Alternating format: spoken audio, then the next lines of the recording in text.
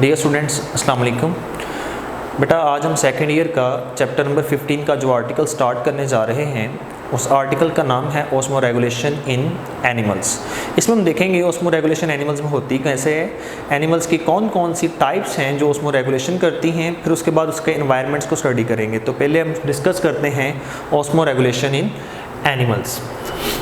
Animal cells require most critical balance of water and solutes in the body। यानी animal cells को इस balance की बड़ी ज़रूरत है। किस बैलेंस की बात कर रहे हैं हम लोग?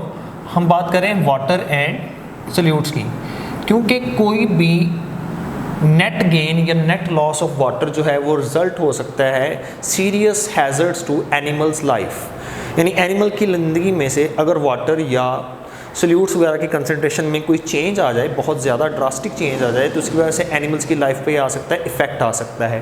तो इसके लिए इसका बैलेंस होना बहुत ज़रूरी है।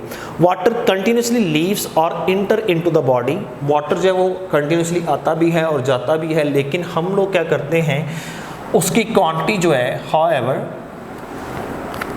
however the quantity of water and solutes kept in balance. लेकिन हम जो है वो क्वांटिटी किसकी, वाटर की और सोल्यूट्स की, इसको किस में रखते हैं, बैलेंस में मेंटेन रखते हैं। There are two approaches of osmoregulation in animals. Animals में दो तरह की काइंड्स पाई जाती हैं एनिमल्स की। कुछ ऑस्मो रेगुलेटर्स होते हैं बेटा, कुछ ऑस्मो कन्फर्मर्स होते हैं। ठीक है, हम पहले स्टडी करेंगे ऑस्मो रेगुलेटर्स किसे कहते हैं। बेटा याद रखिए, ऑस्मो रेगुलेटर वर्ड निकला है रेगुलेशन से, यानी ऐसे एनिमल्स जो क्या करेंगे, रेगुलेट करेंगे अपनी इंटरनल कंडीशंस को। Animals which need to regulate their internal conditions with respect to external conditions known as osmoregulators. जिनको ज़रूरत है कि वो रेगुलेट करें वो ऑस्मो रेगुलेटर्स होंगे, जिनको ज़रूरत नहीं है कि वो रेगुलेट करें तो वो कौन से होंगे, ऑस्मो कन्फर्मर्स। क्योंकि उनकी बॉडी क्या होती है, animals which do not need to maintain their internal conditions. हम ये कह सकते हैं मेंटेन जगह पे वर्ड लिखा जा सकता है which do not need to regulate. क्योंकि रीज़न क्या है, why there is no regulation? उसकी रीज़न ये है बेटा, इनकी ऑलरेडी बॉडी जो है वो एक्सटर्नल एनवायरनमेंट के साथ एडजस्टेड होती है। देखें, their body is isotonic to external environment. इनकी बॉडी बाहर वाले एनवायरनमेंट के लिहाज से पहले ही आइसोटोनिक है। बेटा आइसोटोनिक मीन जिनकी ओस्मोलैरिटी क्या होती है, सेम होती है। और इस केस में या तो बॉडी हाइपोटोनिक होगी या बॉडी क्या होगी, हाइपरटोनिक होगी अकॉर्डिंग टू एक्सटर्नल एनवायरनमेंट। इसी बेस पे हम बात करते हैं तो इनको क्या करना पड़ता है, अपनी इंटरनल कंडीशंस को एक्टिवली एडजस्ट करना पड़ता है। यहाँ ये पॉइंट बड़ा इंपॉर्टेंट है, व्हाई देयर इज एक्टिवली। बेटा एक्टिव ट्रांसपोर्ट वो ट्रांसपोर्ट होती है जिसमें हमें एनर्जी की ज़रूरत होती है। देखें, दे एक्टिवली एक्सक्रीट या secrete salts in hypertonic environment. बेटा अगर किसी भी एनिमल का बाहर वाला एनवायरनमेंट हाइपरटोनिक हो, इट मीन्स बाहर उसकी बॉडी में सोल्यूट्स ज़्यादा होंगे, यानी इन्वायरमेंट में सोल्यूट ज़्यादा हैं, उसकी बॉडी में सोल्यूट्स क्या हैं, कम।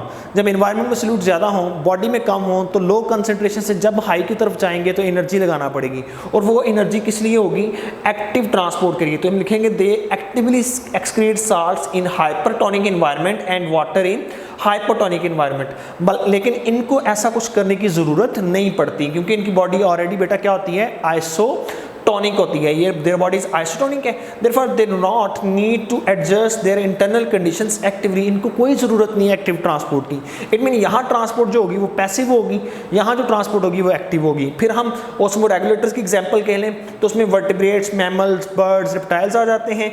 एग्जांपल्स अगर हम इनकी कह दें ऑस्मो कन्फर्मर्स की, तो हमारे पास एग्जांपल्स आ जाती हैं हैग फिशेस एंड इनवर्टिब्रेट्स। अब हम देखेंगे डिफरेंट इन्वायरमेंट के लिहाज से कि वो कौन कौन से इन्वायरमेंट हैं जिन इन्वायरमेंट के अंदर जो है हम क्या कर सकते हैं, एनिमल्स को स्टडी कर सकते हैं कि एनिमल्स जो हम किस किस इन्वायरमेंट में ऑस्मो रेगुलेशन करते हैं। तो बेटा 3 इन्वायरमेंट हैं, fresh water level, marine level and terrestrial level. It mean fresh water environment, marine environment and terrestrial environment. अगर पहले 2 इन्वायरमेंट की बात करें तो पहले 2 इन्वायरमेंट जो होते हैं वो एक्वेटिक इन्वायरमेंट हैं रिलेटेड टू वाटर। अगर मीन हम कह सकते हैं ये एक्वेटिक है तो यहाँ पे वाटर की सप्लाई क्या है, अबंडेंट, तो हम कह सकते हैं अबंडेंट सप्लाई ऑफ वाटर। तो यहाँ वाटर शॉर्टेज का सामना नहीं होगा।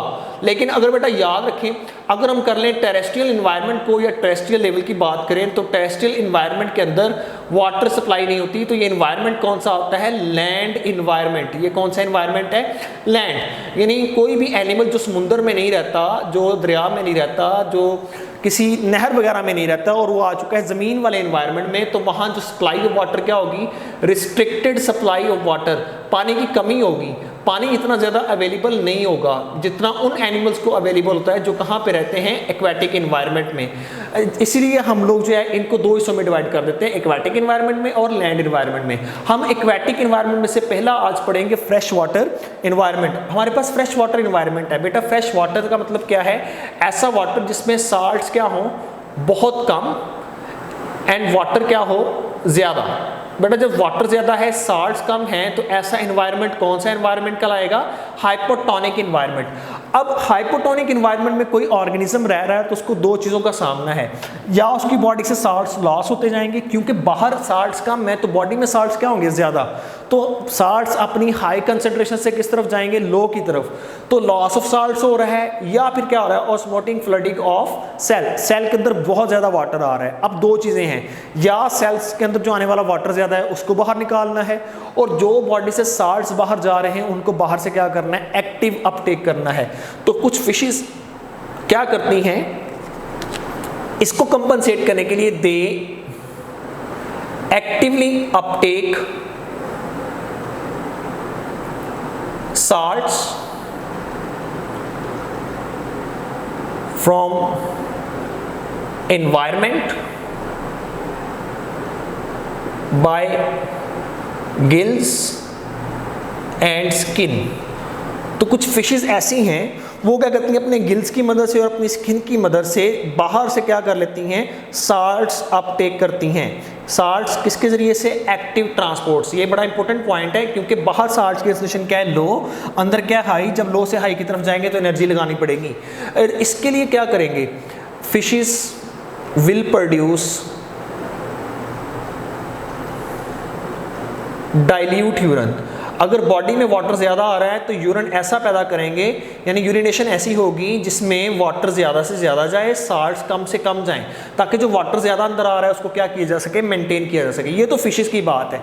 लेकिन अगर बात आ जाए प्रोटोजोआ, जैसा पैरामीशियम आ जाए या अमीबा आ जाए, तो उनके केस में बेटा वाटर जो है उसको रिमूव करने के लिए कॉन्ट्रैक्टाइल वैक्यूल मौजूद होते हैं। कॉन्ट्रैक्टाइल वैक्यूल का फंक्शन क्या होता है, जो वाटर अंदर ज़्यादा आ रहा है, फॉर एग्जाम्पल ये हमारे पास अमीबा है, लेट कर लें दिस इज़ अमीबा, तो अमीबा में कॉन्ट्रैक्टाइल वैक्यूल मौजूद होगा।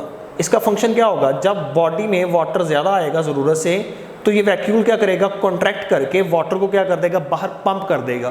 यानी जितना ज़्यादा वाटर अंदर आएगा उतना ही ज़्यादा बॉडी से बाहर निकाल देंगे, तो अंदर वाटर क्या रह जाएगा, मेंटेन रह जाएगा, बरकरार रह जाएगा। ना वाटर ज़्यादा होगा ना वाटर की कमी हो सकती। वाटर की कमी तो यहाँ आ ही नहीं सकती क्योंकि इन्वायरमेंट कौन सा है, एक्वाटिक इन्वायरमेंट है। तो ये था बेटा आज का आर्टिकल कि ऑस्मो रेगुलेशन इन एनिमल्स क्या है, और दो हमने ऑस्मो रेगुलेटर्स और ऑस्मो कन्फर्मर्स का डिफरेंस पढ़ा, और आज हमने फ्रेश वाटर का इन्वायरमेंट पढ़ लिया है। कल इंशाल्लाह डिस्कस करेंगे फ्रेश वाटर। डिस्कस करने के बाद कल हमारा आर्टिकल होगा marine environment and terrestrial environment. तो कोई क्वेश्चन हो तो बेटा पूछ सकते हैं।